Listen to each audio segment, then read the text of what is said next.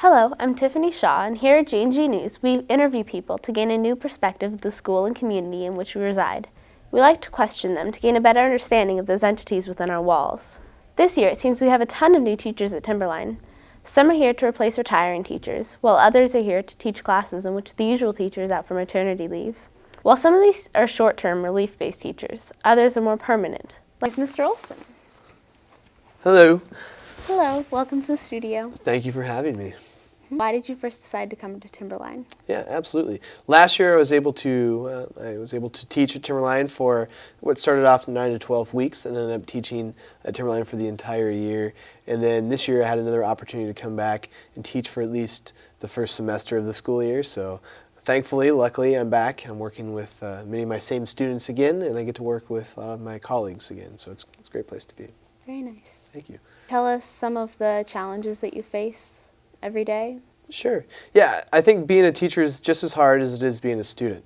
We're all trying to balance so many things at once. I think one of the largest challenges we face as being teachers is really trying to get the kids inspired and really trying to get them focused on what we're trying to accomplish and what we're trying to learn in class. For example, we're all here for different reasons. We all have different goals, and we're all trying to get different things out of being here at school. And I think probably one of the biggest challenges I have each day is making sure that I meet the demands and help my students accomplish their goals, whatever those goals may be. For example, in a psychology class that I'm teaching, some of the kids, they want to go on and be psychologists. Other of the kids, they're just taking psychology as a way to make up lost credit. So we have such a variation of goals and such a variation of reasons why students are there. So I think one of the biggest challenges is really trying to make sure that we meet the goals and needs for each student. You were a student here. I was. And do you see anything differently now at Timberline as a teacher than you did when you were a student? Sure. I would think the most striking difference, and probably the most obvious difference, is the fact that we now have this beautiful building. When I was a student at Timberline, it was a far different school in a lot of ways. Primarily the building. The building was far different. We now have the luxury of this beautiful building with such awesome technology, especially from a teaching perspective. We have such great things to use in this building.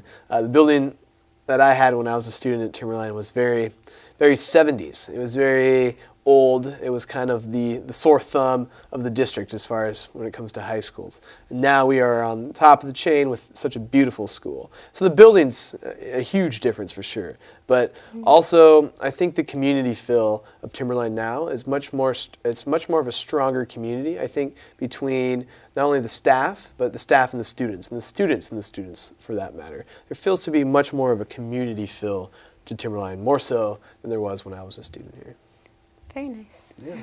Here at GNG Studios, we have a tradition that we have a set of 11 questions we gave you, and I'm going to ask you to pick 3 numbers between 1 and 11. Okay, 1 and 11. Okay. And I will ask you those questions. Okay.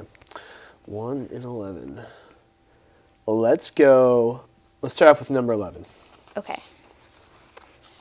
What was the best thing you ever bought, stole, or borrowed? The best thing I ever bought, stole, or borrowed. I'm probably going to have to say the best thing I ever bought was thousands and thousands and thousands of dollars worth of tuition from Washington State University.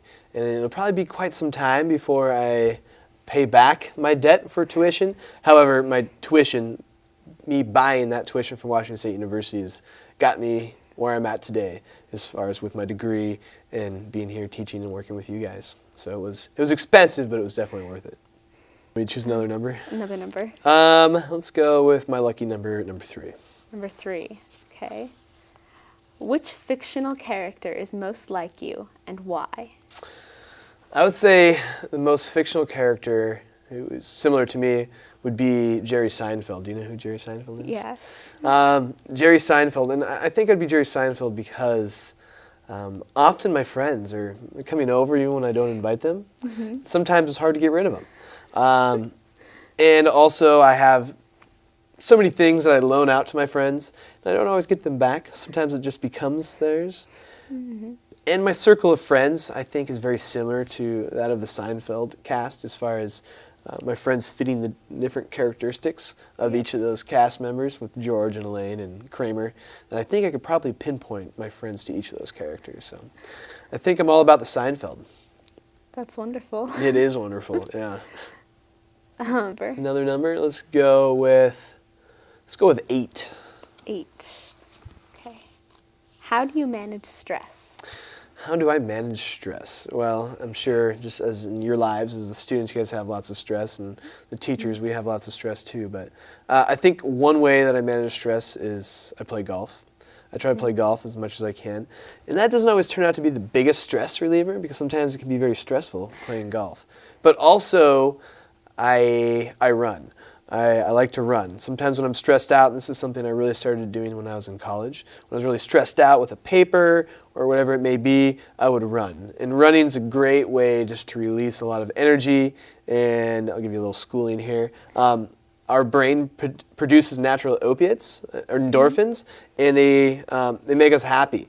And an effect of running is something called the runner's high, where it's a great way to relieve stress, and we feel like we can just go and go and go. So when I'm reaching a point where I'm hitting that wall, I'm just stressed out, one great way I try to relieve that is by going out and running and getting some exercise. It's very cool. It is cool, yeah. All right. Well, thank you very much. Thanks for having me. And we're back in GNG studio ready to close off our first show of the season. It's a good end to a new beginning. Well, ladies and gentlemen, thanks for watching. This has been GNG News. Bye-bye. Bye-bye. Hey yo, I once was a kid, all I had was a dream. More money, more problems, when I get it, I'ma pile it up. Now I'm dope, on the bread we can toast, so fresh how we flow, everybody get this down from us. I once was a kid with the other little kids, now I'm ripping up shows and them fans going wild with us. Tell mommy I'm sorry, this life is a party. Remember you was a kid, reminisce days of the innocence. Now it's shitty bang, Google me the images. Follow me, I'm the leader. And when I park cars, I don't pay for the meter. I remember I was younger as a kid, it was the best. I used to touch on all the pretty girls at recess. I'm at my peak, yes, I won't leave yet. Cereal style, cereal aisle, I need checks. I can make these rappers run like a hard drill. Rap band, show you how the guitar feel. And I could care less how y'all feel. I got a flow to make a do a cartwheel. This is that good, just pump it and relax, bro. And you could get it free, don't worry about the tax though. And Zaphoon, thank you for the but I play around Burgundy, I anchor on the track. Hey yo, I once was a kid, all I had was a dream. More money, more problems, when I get it, I'ma pile it up. Now I'm dope, on the bread we can toast, so fresh how we flow, everybody get this down from us. I once was a kid with the other little